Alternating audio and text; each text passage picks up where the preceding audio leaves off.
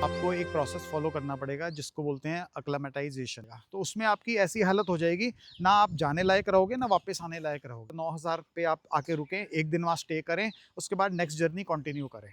ये आपके लिए बहुत ज़रूरी है। तो गाड़ी के इस दरवाजे से उस दरवाजे तक भी अगर जाएंगे ना, आपकी सांस फूल जाएगी। और दूसरा, अगर आपकी डीजल गाड़ी है तो आपको तब भी 30 लीटर्स का आपको डीजल रखना पड़ेगा। खूब यूज़ किया है तो आपको ऑक्सीजन सिलेंडर्स लेने पड़ेंगे। आपका सब बंद हो जाएगा क्योंकि वो रूट्स जो हैं गूगल मैप में है ही नहीं। तो जब आप कुछ भी नहीं खा सक रहे, आप पानी भी नहीं पी पा रहे, तो एक ओआरएस ही होता है जिससे आपकी बॉडी में थोड़ी सी एनर्जी आ जाती है। क्योंकि कोई भी सिचुएशन आ सकती है, वो जगह ना बिल्कुल प्रेडिक्टेबल नहीं है। कुछ भी हो सकता है, वहाँ पे लैंडस्लाइड्स हो सकती हैं, गाड़ी ब्रेक डाउन हो सकती है। लद्दाख बहुत टफ है। तो लद्दाख के लिए आप छोटे बच्चों को और फैमिली मेम्बर्स।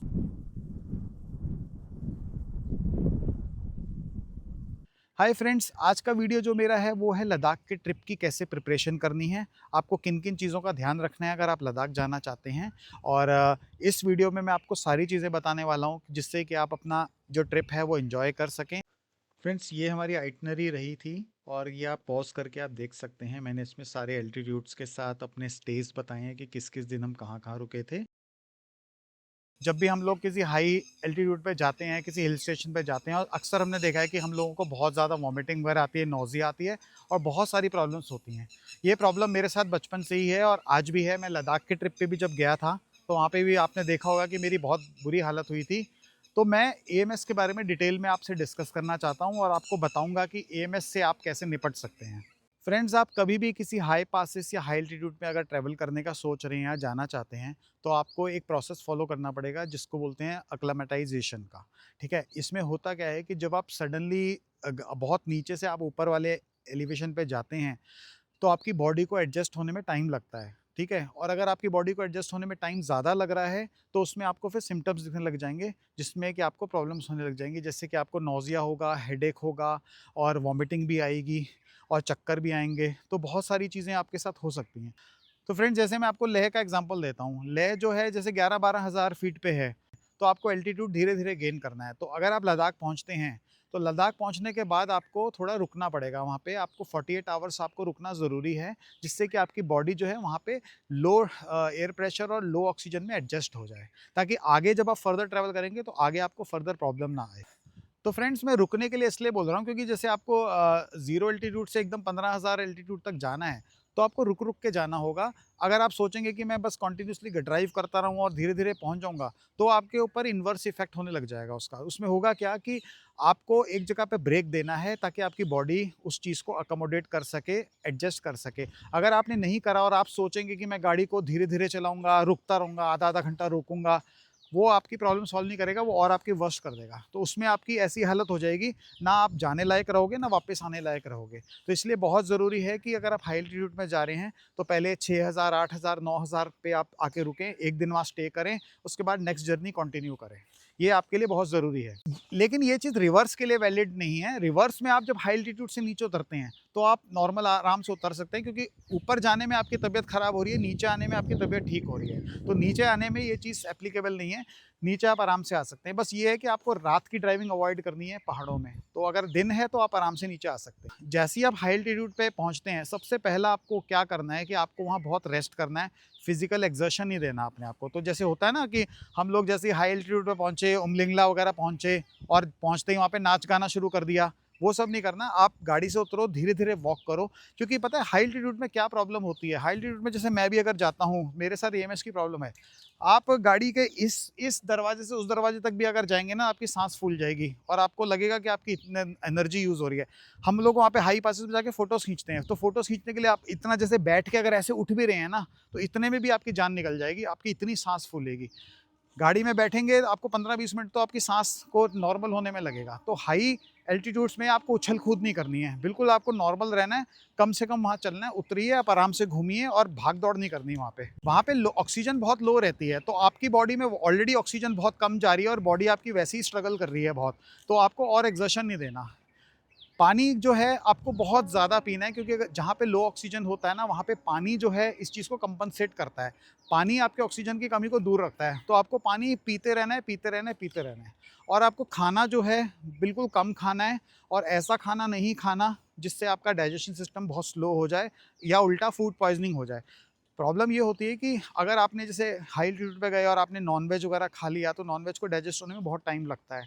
तो वो आपका डाइजेस्ट नहीं होगा और उससे उल्टा ये हो जाएगा कि एक तो आपका खाना डाइजेस्ट नहीं हो रहा, आपको नौज़िया है, आपको नमनेस भी आ रही है हाथ-पाँव में और उल्टा फिर आपका इन्वर्स इफ़ेक्ट होगा, वो फूड पॉइज़निंग में कन्वर्ट हो जाता है फिर वो। तो वो आपका और वर्स्ट कर देता है। आप हमेशा लाइट खाइए और लाइट रहिए वहाँ पे।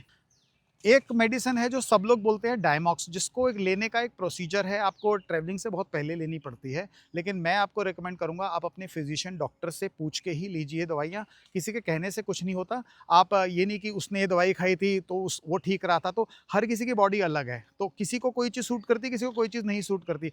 शायद कोई दो मेडिसिन्स ऐसी हैं जो किसी को नहीं खानी चाहिए क्योंकि उसकी मेडिकल कंडीशन ऐसी नहीं है। तो मेडिकल के बारे में मैं ये, क्योंकि मैं खुद डॉक्टर नहीं हूँ, तो मैं आपको सिर्फ ये रेकमेंड करूँगा, अगर आप हाई एल्टीट्यूड पे जाते हैं और फर्स्ट टाइम जा रहे हैं, तो आप अपने डॉक्टर से कंसल्ट करके जाइए। उनसे पूछिए कि एसओएस में आपको क्या-क्या मेडिसिन्स लेनी है, किस-किस सिम्पटम्स में क्या-क्या करना है, तो वो आपको बेस्ट वही बताएँगे। फ्रेंड्स, प्रॉब्लम मैं आपको बताता हूँ क्या-क्या होगी, जो मैं अपने एक्सपीरियंस से बता रहा हूँ कि जब भी आप हाई एल्टीट्यूड पे जाते हैं, आप जब हाई एल्टीट्यूड पे चढ़ना शुरू करते हैं, आप बिल्कुल ठीक होते हैं।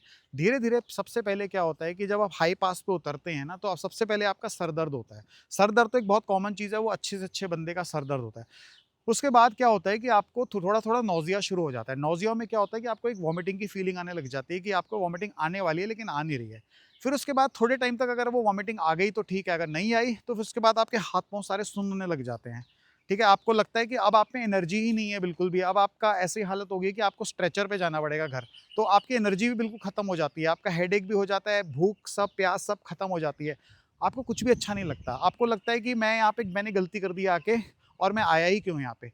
लेकिन एक चीज़ आपको बताता हूँ कि ये जब चीज़ें होती हैं ना, ये फ़ेज़ आपका टेम्परेरी होता है। आपकी साँस भी बहुत भारी होती है। आपने मेरे हर वीडियो में देखा है मेरी साँस बहुत भारी रही है। आपको रात को नींद नहीं आएगी। रात भर आप साइड चेंज करते रहोगे, नींद ही नहीं आएगी और उसमें भी क्या होता है कि जब आप साइड चेंज करते हो ना, आपकी उतने में ही साँस फूल जाती है। फिर आप बेड से उठ के अगर आप पानी का ग्लास लेने जाते हो और वापस बेड पे आते हो, उसमें भी साँस फूल जाती है।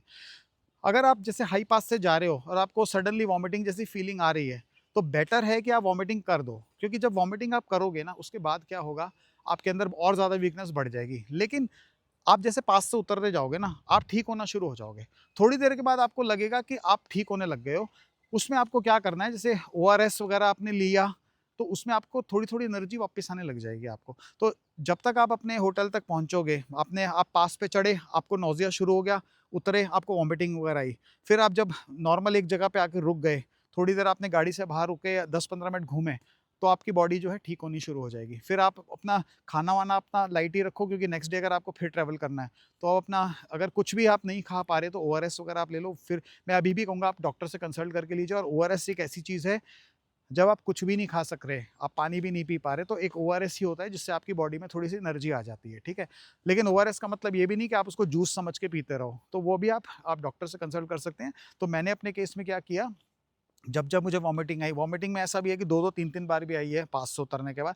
फिर होटल पहुँचने के बाद जब रुके हैं ना, चीज़ें ठीक होने लग जाती हैं।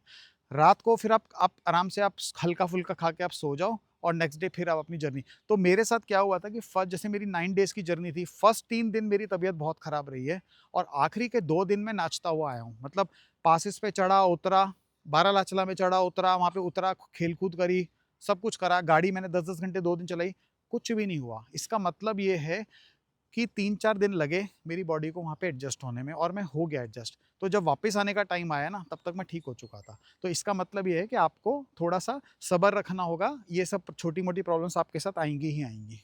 तो फ्रेंड्स, अब आपको कुछ टिप्स बताता हूँ मैं, जो आपके लिए बहुत हेल्पफुल रहने वाली है। जैसे आप जब गाड़ी में ट्रैवल करते हैं तो आपको म्यूज़िक तो सुनना ही है, ठीक है? तो उसके लिए आप कोई ऐसी एप्लीकेशन अपने मोबाइल पे डालिए जिसमें गाने जो हैं आपके कैश होके रहें, क्योंकि इसमें आपका बहुत दिनों तक तो नेटवर्क आएगा ही नहीं। तो आपको गाने अगर सुनने हैं तो आपको एल्बम्स वगैरह अपने फ़ोन पे कैश करके रखनी पड़ेंगी। तो मैंने जो यूज़ किया वो स्पॉटिफ़ाई यूज़ किया और स्पॉटिफ़ाई में मैंने पूरी-पूरी एल्बम्स डाउनलोड करके रखी हुई थी। तो पूरे रास्ते में नेटवर्क नहीं चल रहा था, लेकिन मेरी गाड़ी में गाने चलते रहे। गूगल मैप्स जो है वो आपके चलेंगे ही नहीं। तो गूगल मैप्स पे तो आप वैसे भी रिलाई नहीं कर सकते, क्योंकि आपका क्या है, दारचा वगैरह के आगे जाके आपका सब बंद हो जाएगा, क्योंकि वो रूट्स जो हैं गूगल मैप में है ही नहीं। तो गूगल मैप आपको कुछ दिखाएगा ही नहीं। तो आपको बिना गूगल मैप के जाना पड़ेगा और आप तभी जा सकते हैं जब आपको प्रॉपर रूट की इन्फॉर्मेशन हो, या उस रूट पे जाने के लिए आपके साथ कोई ऐसा पैसेंजर हो जो लीड करेगा उस रूट को पूरा आपके लिए। तो फ्रेंड्स, और आपने देखा कि मेरी गाड़ी में क्या क्या प्रॉब्लम्स आई थी। टायर जो था वो आपका बार बार कट रहा था। इन्फ्लेटर आपको रखना ही रखना है, इन्फ्लेटर के बिना आप जा ही नहीं सकते। इन्फ्लेटर और आपको पंचर किट जो है वो आपको रखनी ही रखनी है इसमें। इसके अलावा आपको टो केबल भी रखनी है, और ये सारी चीज़ें जो है मैं अपने डिस्क्रिप्शन में डाल दूंगा, आप कहाँ कहाँ से परचेज कर सकते हैं। इसके अलावा आपको जेरी कैन रखने हैं। पेट्रोल गाड़ी में मैंने आपको बता दिया, आपको कम से कम 40 लीटर्स का आपको पेट्रोल रखना होगा टू बी वेरी सेफ, क्योंकि 900 किलोमीटर के स्ट्रेच में आपको रिस्क हो सकता है, जो मैंने आपको पहले भी बताया था। और दूसरा, अगर आपकी डीजल गाड़ी है तो आपको तब भी 30 लीटर्स का आपको डीजल रखना पड़ेगा। इसके अलावा अगर आपको एक्यूट माउंटेन सिकनेस की प्रॉब्लम है तो आपको ORS आपको रखना ही होगा गाड़ी में, क्योंकि अगर आप बहुत ज़्यादा वॉमिटिंग वगैरह करेंगे तो आप डिहाइड्रेशन हो जाएगी। तो उसके लिए आपका ORS जो है सबसे बेस्ट रहेगा, क्योंकि जब आप कुछ खा पी नहीं पा रहे, पानी नहीं पी पा रहे, तो ORS आपको थोड़ी बहुत आपको एनर्जी देता रहेगा। गाड़ी में आपको वाटर आपको इस तरह रखना है कि आप पर डे के हिसाब से आप सोचिए कि पर पर्सन 3 लीटर का पानी आपके पास होना चाहिए। तो हमने भी कम से कम 20 लीटर्स का पानी था जो गाड़ी में हमने अपने रखा। बिस्लेरी की बॉटल्स वगैरह हैं वो 20 लीटर्स की हमने रखी थी गाड़ी में। और फ्रेंड्स, इसमें आपको ऑक्सीजन सिलेंडर आपको रखने होंगे, क्योंकि आपको नहीं पता कि आपको या आपके साथ वालों को अगर कोई थोड़ा सा ऑक्सीजन की प्रॉब्लम हो वहाँ पे हाई एल्टीट्यूड पे, तो 1-2 पफ लेने के लिए वो आपको चाहिए ही होगा। तो मैंने वहाँ पे खूब यूज़ किया है, तो आपको ऑक्सीजन सिलेंडर्स लेने पड़ेंगे। एक आपको टॉर्च ज़रूर रखनी होगी, क्योंकि जब आप हानले जाते हैं, पेंगोंग जाते हैं, वहाँ पे क्या होता है कि वहाँ पे एक ऑब्जर्वेटरी है वहाँ पे, आपकी गैलेक्सी वगैरह देखने के लिए। तो वहाँ पे क्या होता है कि 11 बजे के बाद पूरे एरिया में लाइट बंद हो जाती है, वहाँ पे कोई भी लाइट आपको नहीं मिलेगी। तो आपको रूम में भी लाइट नहीं मिलेगी, तो इसलिए आपको वहाँ पे एक आपको टॉर्च ज़रूर रखनी होगी। टॉर्च या इमरजेंसी लाइट या लालटेन टाइप की चीज़ आप रख सकते हैं, क्योंकि वो आपको रूम में आपको ज़रूरत पड़ेगी उसकी। एक फ्रेंड्स, फर्स्ट एड किट तो आपको रखनी है। आप अपनी सारी ज़रूरी मेडिसिन्स हैं, जो भी इमरजेंसी SOS है, सब आप रखिए। और मैं हमेशा ये आपको रिकमेंड करूँगा कि जब भी आप ऐसे ट्रिप पे जाते हैं, आप फर्स्ट टाइम अगर जा रहे हैं, तो आप अपने डॉक्टर से ज़रूर कंसल्ट करके ही जाइए। बिना डॉक्टर के कंसल्टेशन के आप मेडिसिन्स ऐसे लेके मत जाइए कि सब लोग बोल रहे हैं ये मेडिसिन है तो मैं ये रख लेता हूँ। आप डॉक्टर से पूछ के जो आपके लिए क्योंकि आपके जो फैमिली डॉक्टर्स हैं, फिजिशियन हैं आपके, वो आपको बेटर जानते हैं, तो वो आपको बता देंगे कि आपको किस सिचुएशन में कौन सी दवाई लेनी है। मैंने अपने एंटायर ट्रिप पे कोई मेडिसिन नहीं ली, क्योंकि मुझे गाड़ी खुद चलानी थी। तो कोई भी मैं अगर मेडिसिन खाऊंगा और उससे डिजीनेस बढ़ेगी तो मैं ड्राइव नहीं कर पाऊंगा। तो इसीलिए मैंने कोई भी मेडिसिन नहीं ली। बस सिर्फ पूरे ट्रिप में लद्दाख में एक मैंने कॉम्बीफ्लेम खाई थी, क्योंकि मेरा सर फट रहा था बहुत बुरे से। तो मैंने एक कॉम्बीफ्लेम खाई है, उसके अलावा कुछ नहीं यूज़ किया मैंने। आपको वॉमिटिंग बैग्स भी रखने पड़ेंगे, क्योंकि अगर आपका को पैसेंजर है, किसी को सडनली वॉमिटिंग आ गई, तो आपके पास एक बैकअप होना चाहिए कि आप वॉमिटिंग के लिए उसको वॉमिटिंग बैग्स दे सकें, कि आप वॉमिटिंग उसमें करें और फिर उसको सील करके आप उसको बाहर फेंक सकें। उसके साथ आपको वेट वाइप्स भी रखने पड़ेंगे गाड़ी में, कि अब आपको जैसे मुंह हाथ वगैरह साफ करना है और आप वेट वाइप से कर सकें। और साथ में मैंने आपको हमेशा ये बोला है कि आप हाथ धोने के लिए पानी वगैरह ज़रूर रखें, अपनी बॉटल्स रखें। और बिस्लेरी की जैसे आपकी बॉटल्स हैं, आप यूज़ कर रहे हैं पानी पीने के लिए, और वो जैसी खाली हो जाती हैं, मैंने अपने वीडियो में भी दिखाया था, तो उसका आप लेबल निकाल के ना उसमें होटल वगैरह से नॉर्मल आप उसमें पानी डलवा लीजिए। वो आपके बहुत काम आएगा ऑन द रूट। आपको जैसे गाड़ी की हेडलाइट और विंड स्क्रीन्स और ये रिफ्लेक्टर वगैरह साफ़ करने हैं, तो उसके काम आएगा। और जस्ट इन केस किसी को वॉमिटिंग वगैरह आए, तो उसके लिए आपको वाटर बहुत काम आएगा। फ्रेंड्स, मैं हमेशा आपको रेकमेंड करूँगा स्ट्रांगली, अगर आप लद्दाख फर्स्ट टाइम जा रहे हैं, तो हमेशा एक कन्वॉय में जाइए और अपने साथ 2-3 गाड़ियाँ और रखिए बैकअप के लिए। फैमिली के साथ भी जा रहे हैं, तो बच्चे वगैरह हैं, तब तो आपको बहुत ध्यान रखना है। आप अकेले मत निकलिए बच्चों के साथ, क्योंकि कोई भी सिचुएशन आ सकती है। वो जगह ना बिल्कुल प्रेडिक्टेबल नहीं है, कुछ भी हो सकता है। वहाँ पे लैंडस्लाइड्स हो सकती हैं, गाड़ी ब्रेक डाउन हो सकती है। वहाँ पे आपको कहीं कोई हेल्प नहीं मिलने वाली। वहाँ मतलब 2-2, 3-300 किलोमीटर तक कोई हेल्प नहीं मिलने वाली। तो इसलिए आप कोशिश कीजिए कि हमेशा 2-3 गाड़ियों में साथ जाइए, ताकि कुछ प्रॉब्लम हो तो एक गाड़ी को आप छोड़ के सेफली आप फैमिली को वहाँ से निकाल सकें। अगर आपको एक्यूट माउंटेन सिकनेस के बारे में नहीं पता, आपकी फैमिली में आप कभी नहीं गए, तो मैं आपको प्रेफर करूँगा कि पहले आप छोटे ट्रिप्स कीजिए। जैसे आप मनाली जाइए, पहले मनाली से रोहतांग पास जाइए, वहाँ देखिए कि आपके सारे फैमिली मेम्बर्स ठीक रहते हैं। अगर वहाँ ठीक रहते हैं, तो उसके बाद आप करिए स्पीति। अगर आप के सारे मेंबर्स स्पीति तक भी ठीक हैं, उसके बाद आप लद्दाख अटेम्प्ट करना सबसे लास्ट में, क्योंकि लद्दाख इज़ द टफेस्ट। तो आपका स्पीति तो उसके सामने कुछ भी नहीं है। लद्दाख बहुत टफ है। तो लद्दाख के लिए आप छोटे बच्चों को और फैमिली मेंबर्स को और ओल्ड लोगों, एजेड लोगों को एक बार में आप मत सोचिए कि आपको लेके जाना है वहाँ पे। फ्रेंड्स एक चीज़ और आपको बताता हूँ कि जब आप लद्दाख के ट्रिप पे जाते हैं ना, तो आपको बहुत जगहों पे ना इंडियन आर्मी के आपको कैंप्स मिलेंगे, उनकी मूवमेंट मिलेगी, बहुत कुछ मिलेगा। तो हमेशा ये ध्यान रखना कि इंडियन आर्मी की आपको वीडियोस नहीं बनानी, ठीक है? और अवॉइड करना है कि सेंसिटिव एरियाज़ में आपको कोई भी रिकॉर्डिंग नहीं करनी, जो और हमने भी वही किया। इंडियन आर्मी की आपको आपको बहुत गाड़ियाँ दिखेंगी, बहुत आपको मूवमेंट दिखेगी, तो हमने हमेशा एक अपना ये बना लिया रूल कि जहाँ पे भी कोई इंडियन आर्मी का हमें कोई सोल्जर दिखता है, तो एक सैल्यूट ज़रूर करना है उनको। और ये हमने पूरे रास्ते में किया और एक इसको करके हमें बहुत अच्छी फीलिंग आई है करके। तो आपको भी मैं एनकरेज करूँगा कि जब भी आपको कोई सोल्जर दिखे तो आपको सैल्यूट ज़रूर करना है। फ्रेंड्स ये मेरी पर्सनल चेकलिस्ट है जब भी मैं ट्रैवल करता हूँ, तो ये सब है चीज़ें जो मैं लास्ट में चेक करता हूँ कि ये सब चीज़ें मेरे पास रेडी होनी चाहिए ट्रैवलिंग से पहले। आप ये इसका स्क्रीनशॉट ले सकते हैं और आप यूज़ कर सकते हैं, और ये सेम चीज़ें जो है मैंने डिस्क्रिप्शन पे भी डाली है, जिसमें मैंने प्रोडक्ट के लिंक्स भी डाले हैं अगर आप उनको परचेज़ करना चाहते हैं ऑनलाइन। आई होप आपको सारी चीज़ें इसमें समझ आ गई होंगी जो मैंने लद्दाख ट्रिप के बारे में बताई हैं, आपको कैसे प्रिपेयर करना है। और अगर आप प्रिपेयर हो जाते हैं तो आपको इसके बाद एक ही काम बचता है करने के लिए। तो आपको क्या करना है, इसका दरवाज़ा खोलना है, ठीक है? ये ग्रैब हैंडल पकड़ के आपको इसमें चढ़ना है, अपनी फैमिली को बाय करना है, चाबी निकालनी है, गाड़ी में लगानी है और लद्दाख के लिए निकल लेना है। तो फ्रेंड्स इस वीडियो में इतना ही। आई होप आपको ये इन्फॉर्मेशन अच्छी लगी होगी, और ऐसे ही और वीडियोस मैं आपके लिए लाता रहूँगा। आपको सिर्फ इतना करना है कि बस आप मेरे वीडियोस पे लाइक कीजिए और सब्सक्राइब कीजिए, और आपके जो भी डाउट्स क्वेश्चंस हैं आप आराम से मुझसे पूछिए, मैं आपके कोशिश करूँगा सारे क्वेश्चंस के आंसर देने का। मिलते हैं आपको नेक्स्ट वीडियो में, तब तक के लिए bye. And if you are planning to go to Leh, so have a safe driving, pleasant driving, and bye. मिलता हूँ आपको नेक्स्ट वीडियो में।